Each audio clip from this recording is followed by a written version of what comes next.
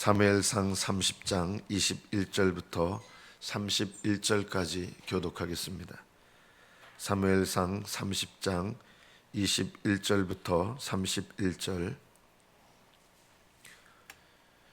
21절부터 교독합니다. 다윗이 전에 피곤하여 능히 자기를 따르지 못하므로 부솔 시내에 머물게 한 200명에게 오매 그들이 다윗과 그와 함께한 백성을 영접하러 나오는지라. 다윗이 그 백성에게 이르러 문안하매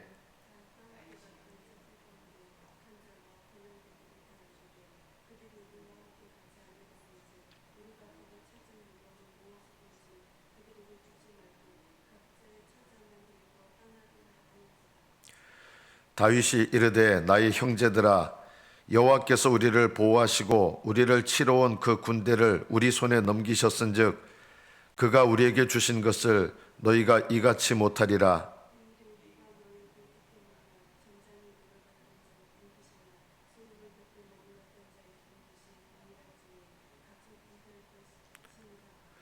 그날부터 다윗이 이것으로 이스라엘의 율례와 규례를 삼았더니 오늘까지 이르니라.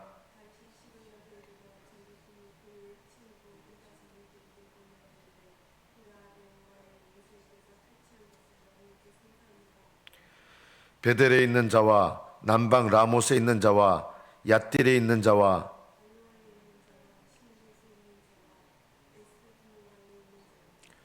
라갈에 있는 자와 여라무할 사람의 성읍들에 있는 자와 겐 사람의 성읍들에 있는 자와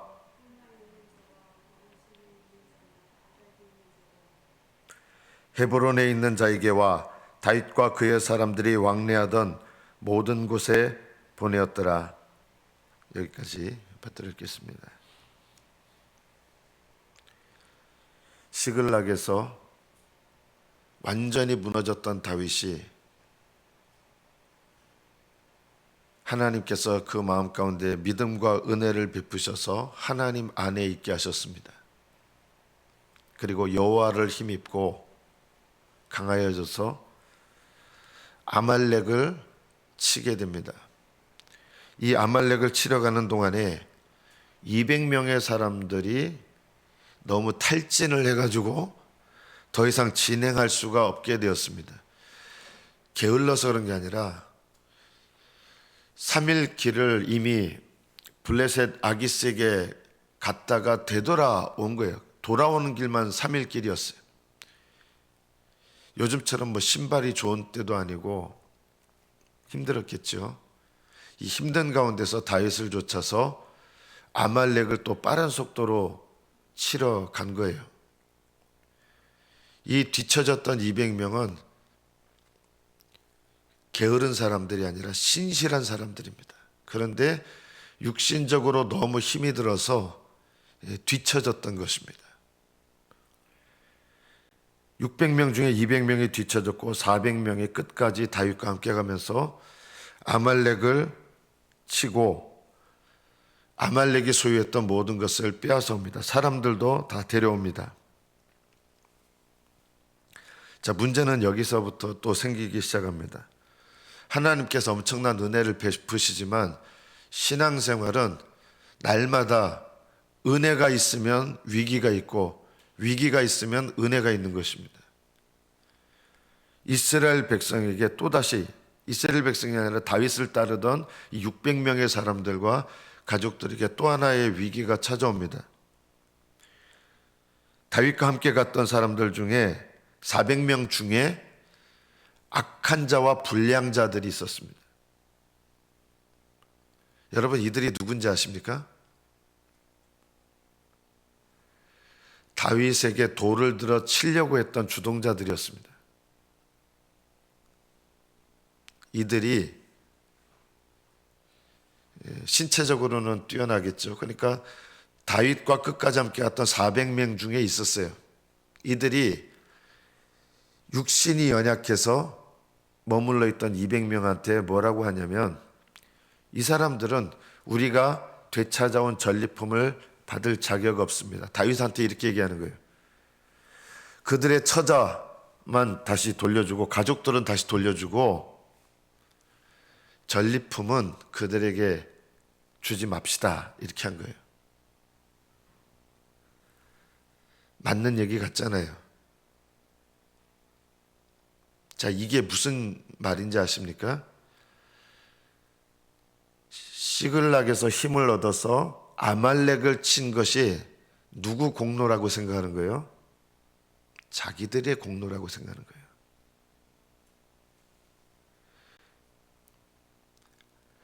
하나님의 은혜라는 것을 아는 사람들은 우리가 가서 아말렉을 쳐서 이 모든 것을 되찾아온 것이 하나님의 은혜라는 걸 압니다. 은혜를 아는 사람들은 어떠냐? 다른 사람들에게 은혜를 베풀 줄 알아요. 그런데 내가 했다라고 하는 사람들은 은혜를 베풀 줄 몰라요.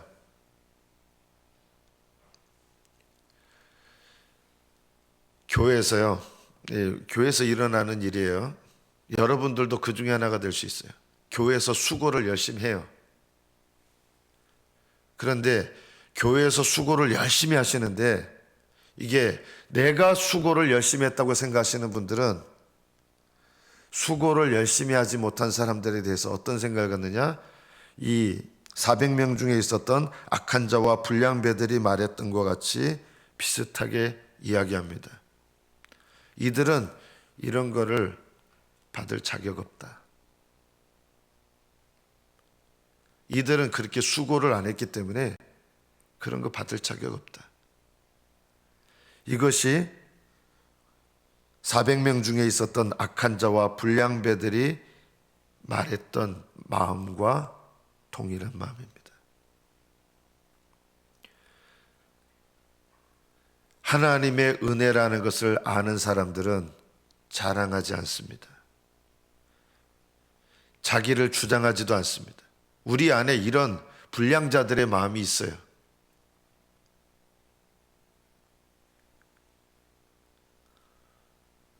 여기 보니까 오늘 새벽에 나오신 분들은 다 중직들이십니다. 중직들이 보통 우리 교회에서 제일 헌신하시고 수고하시죠. 그건 사실입니다. 그러나 중직들께서 가지셔야 될 마음이 있습니다. 내가 한 것이 아니요 하나님의 은혜입니다. 이 생각을 늘 가지셔야 됩니다.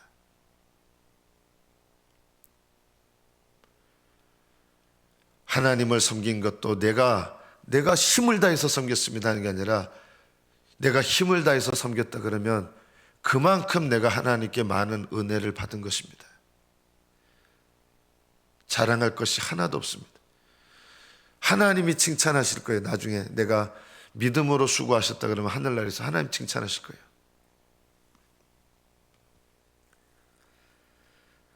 열심을 냈는데 그 열심이 육신적인 열심을 내는 분들도 많습니다. 이 400명 안에 이 사람들이 있었어요. 열심히 있었어요. 근데 이 육신적인 열심은 은혜를 잘 모릅니다. 내 힘으로 하는 거예요.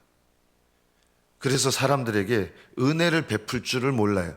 은혜 받은 사람은요, 200명의 사람들 게으른 게 아니라 이 사람들이 육신이 약해서 그런 거예요. 같은 마음이었어요. 몸이 약했을 뿐이에요. 그러면 이 전리품에 대해서 어떻게 되냐? 이들에게 주는 것을 결코 아까워하지 말았어야 되는 거예요. 그런데 이들은 주지 맙시다 하는 거예요. 이게 왜 그런지 아십니까? 은혜라는 것을 모르는 마음이에요. 그리고 이들은 사실은 다윗에게 돌을 들었던 자들입니다. 자기들이 어떤 사람이었는지는 몰라요. 우리는 어떤 사람인지 아십니까? 우리는요, 원래 지옥에 있어야 될 인생들이었습니다. 우리 대단하지 않습니다.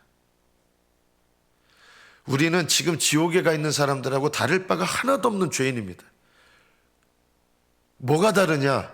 하나님의 은혜를 받은 것 외에는 다를 바가 하나도 없습니다.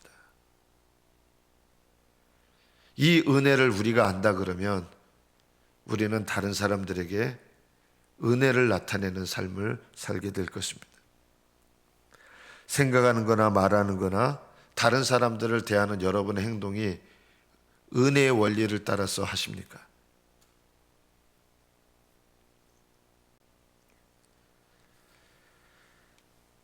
다윗에게 어떻게 보면 항의한 거죠. 그러나 다윗은 이렇게 얘기합니다. 이 불량자들, 악한 자들인 거 알아요. 자기한테 돌 들었던 사람이에요. 그런데 다윗은 뭐라고 얘기를 합니까? 23절에 다윗이 이르되 나의 형제들아. 그냥 기가 죽어서 이렇게 얘기하는 게 아니라요. 자기에게 돌을 들었고 어떻게 보면 또다시 이 600명의 공동체를 깨뜨리는 거예요. 본인들은 옳다고 하는데 이 200명하고 400명하고 분리를 시켜요. 저는 여러분들, 우리 여기 계신 분들이 다 중직이니까 여러분들이 범할 수 있는 잘못이 있습니다. 앞으로 우리 교회에 하나님께서 세우기를 정말 원하십니까? 주여 우리 교회를 세우소서. 이게 내년도 표거든요. 내년까지만 좀 미리 달으려고 그랬어요. 하나님께서 교회를 세우기 원하십니까? 여러분 정말 원하십니까? 정말 원하시면 먼저 있었던 자와 새로 들어오는 자를 절대 구별하지 마십시오.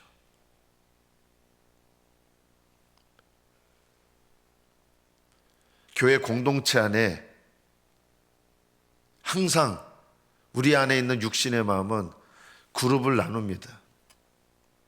여러분은 중직들이시잖아요. 중직인 사람들과 아닌 사람들을 은연중에 구별하는 것도 있습니다. 그렇게 하지 마십시오.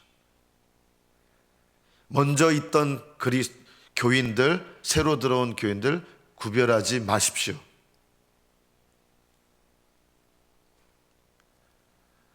먼저 들어오신 분들은 먼저 들어오는 은혜를 받은 것 외에는 아무것도 없습니다. 우리는 교회에 대해서 어떤 더 나은 지분도 없습니다.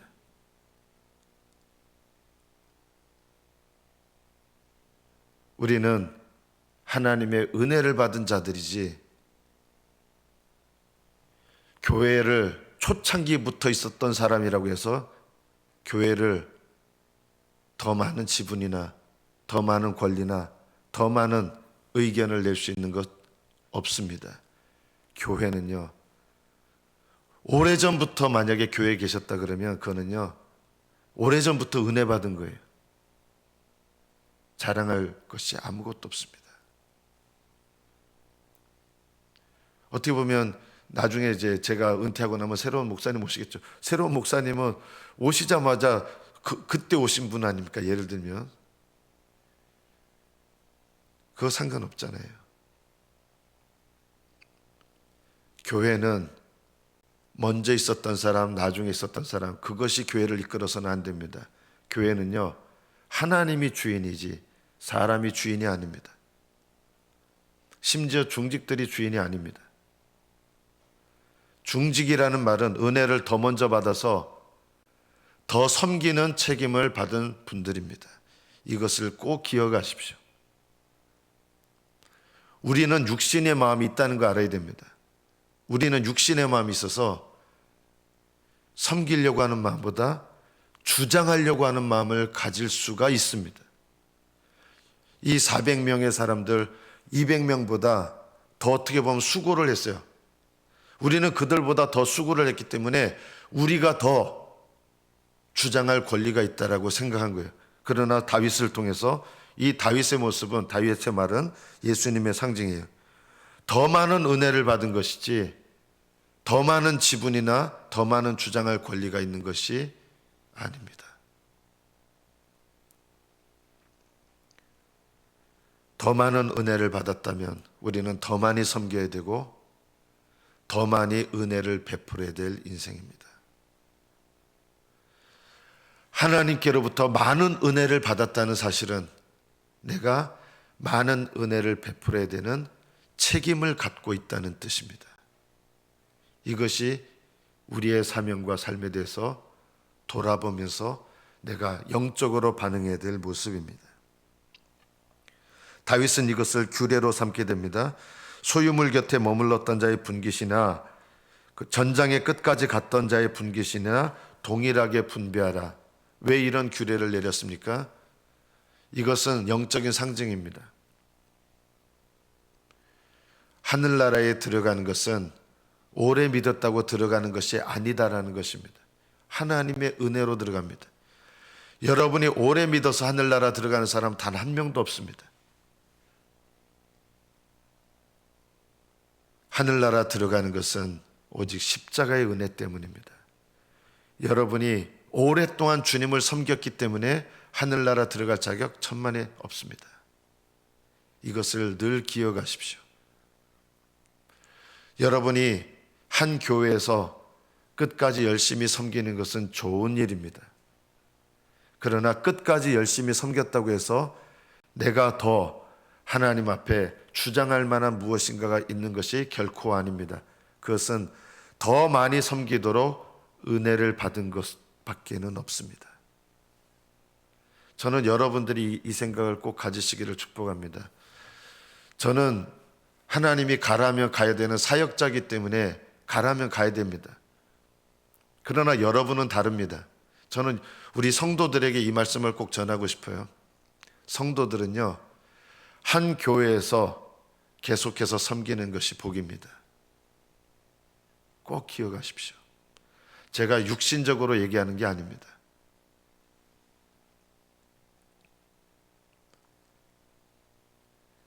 하나님의 심판대 앞에 섰을 때 내가 하나님을 섬겨왔던 일들에 대해서 비로소 하나님이 심판하시는 그 모습이 진짜 내 모습이 되는 것입니다. 다윗은 시글락에 이르러서 전리품을 친구 유다 장로들에게 이렇게 보냅니다. 왜냐하면 이게 은혜라는 것을 알기 때문입니다. 우리 600명만, 우리 시글락에 있었던 사람들만 가지십시다, 이렇게 할 수도 있잖아요. 그런데 그렇게 안 한 거예요. 왜요? 이게 은혜로 받은 것을 알기 때문에 유다 장로들, 이 아말렉의 침입을 받고 아말렉에게 빼앗겼던 사람들, 그리고 자기 동족 족속에게 이것을 함께 나눠줍니다. 은혜를 나눠주는 거예요. 우리 받을 자격 있는 사람들만 은혜를 나눈 게 아니라 이게 은혜이기 때문에 우리 수고했던 600명만 은혜를 나눈 게 아니라 유다 장로들에게, 자기 족속에게 은혜를 나눠주는 것입니다. 이것이 은혜의 은혜됨을 아는 것입니다. 여러분의 삶을 하나님의 은혜 받은 삶으로 아신다 그러면 여러분의 삶을 다른 사람에게 은혜를 베푸는 삶으로 드리십시오. 이것이 가장 복됩니다. 하늘나라에서는 목사들이 칭찬받기가 제일 어렵습니다. 왜냐하면요, 당연히 해야 될 일이기 때문입니다.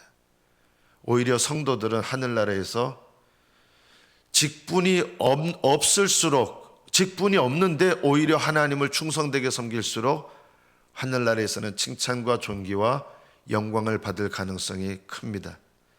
큰 직분을 받은 사람들은 그 직분에 따르는 열심을 뛰어넘어서야 칭찬을 받습니다. 예를 들면 이런 거예요. 목사는 1시간 기도해도 하늘나라에서 칭찬 없습니다. 왜냐하면 당연히 기도해야 되는 기도의 수준이 있기 때문입니다. 저는 여러분들에게 좀 정직하게 말씀드리고 싶어요. 중직들은요, 1시간 이상 기도하지 않으시면 하늘나라에서 칭찬 못 들으실 겁니다. 왜냐하면 그게 마땅히 기도해야 되는 기본적인 기도의 분량이기 때문입니다. 대단한 거 아닙니다. 중직들은 1시간 이하로 기도하시면 하늘나라에서 기도로 칭찬 들을 일이 없을 겁니다. 왜냐하면 적어도 그 정도는 마땅히 해야 되기 때문입니다. 그러나 직분이 없는 성도들이 교회를 위해서, 하나님 나라를 위해서 기도하신다고 하면, 1시간을 기도하신다면 오히려 하늘나라에서 주님의 심판대에서 칭찬과 존귀와 영광을 얻게 될 것입니다. 직분을 받은 이들은 더 비상한 열심을 들이셔야 되고요, 더 비상한 헌신을 들이셔야 됩니다. 말씀을 전하는 주의 종들은 더 비상한 열심을 하나님께 드려야 칭찬을 듣게 됩니다. 하나님의 심판대 앞에서 여러분이 살아온 인생의 날들 가운데 얼마나 하나님을 위해서 수고하고 기도하고 봉사했는가가 드러나게 될 것입니다. 우리가 생각하고 판단하는 것과 대단히 다르게 될 것입니다. 예전에 제가 우리 교회에 전도부가 있었습니다. 일주일에 한 번씩 나갔습니다. 한 10몇 분이 나갔습니다. 제가 그 전도부 모임을 없앴습니다. 왜 없앴느냐? 진리를 전하는데 들어와 가지고는 쓸데없는 얘기들 하는 거예요. 그게 어떻게 진리를 전하는 겁니까? 하나님 보시기에 아무런 의미 없는 전도 활동이었어요. 사람들은 그거 대단하게 여길지 모르지만 하나님께는 아무런 의미가 없었어요. 그래서 일단 중단시켰어요. 제가 어떤 말을 들었는지 아십니까? 전도를 방해하는 목사, 전도를 가로막는 목사, 그런 얘기 많이 들었습니다. 그러나 하나님과 아무 상관없는 일이었습니다. 아이러니하게도 그때 전도 활동에 참여하셨던 분들 거의 대부분 지금 우리 교회에 안 계십니다. 왜 그런지 아십니까? 하나님의 영광을 위한 모양을 갖고 있지만 그 내면을 보면 하나님의 성령께서 역사하시는, 성령이 함께 하시는 수고가 아니었기 때문입니다. 이런 수고들은 하늘나라 심판대에서 다 불타 없어집니다. 제가 못된 마음으로 비난하는 것 아닙니다. 육신의 수고들은 불타 없어집니다. 하나님의 성령께서 함께 하셔서 기도하고, 하나님의 성령께서 함께 하셔서 수고하고, 하나님의 성령께서 함께 하셔서 하나님께 내 인생을 헌신한 것, 그런 것들이 하나님의 성령께서 함께 하신 것만이 하나님의 심판대를 통과해서 영원한 나라의 아름다운 면류관과 훈장이 될 것입니다. 저는 우리 교회가 영적인 교회가 되기를 바랍니다. 우리 교회가 진리를 전하는 교회가 되기를 바랍니다. 진리를 전하려면 진리를 전하는데 합당한 기도의 분량이 있어야 됩니다. 진리를 전하려면 그 진리에 합당한 철저한 순종의 삶이 있어야 됩니다. 이 두 가지가 없이는 진리의 말씀의 내용을 암만 전해도 진리가 아닙니다. 우리 교회는 하나님의 진리가 머물고 진리를 전하는 교회가 되기를 원합니다. 그러려면 진리를 전하기에 합당한 기도의 분량이 쌓여야 되고, 그 진리를 전하기에 합당하도록 철저하게 회개하고 철저하게 거룩한 삶을 사모해야 됩니다. 이 기도의 분량과 거룩함이 없이는 어떤 옳은 말씀을 전해도, 심지어 그 말씀이 진리의 복음의 내용과 똑같아도 그 복음은 진리가 될 수 없습니다. 하나님은 우리 교회가 진리를 담고 진리를 전하는 교회가 되기를 원하십니다. 그러려면 그에 걸맞는 성령 안에서의 기도와 성령 안에서 거룩해져 가는 것이 반드시 필요합니다. 이것이 되어지지 않으면 우리 교회는 진리의 껍데기는 전할 수 있을지 몰라도 진리를 전할 수가 없습니다. 하나님께서 우리 교회를 진리 가운데 세우시고, 그리고 진리 가운데 세우셔서 진리를 위하여 쓰시는 교회가 되기를 축복합니다. 그리고 여러분의 인생이 그 진리를 위하여 함께 쓰임받는 섬김의 삶이 되시기를 축복합니다. 우리 교회가 크지 않아도 중요한 것은 진리를 위하여 쓰임받는 것입니다. 여러분의 인생이 진리를 위하여 드려지고 하나님께 쓰임받게 되기를 예수님의 이름으로 축복합니다. 기도하겠습니다.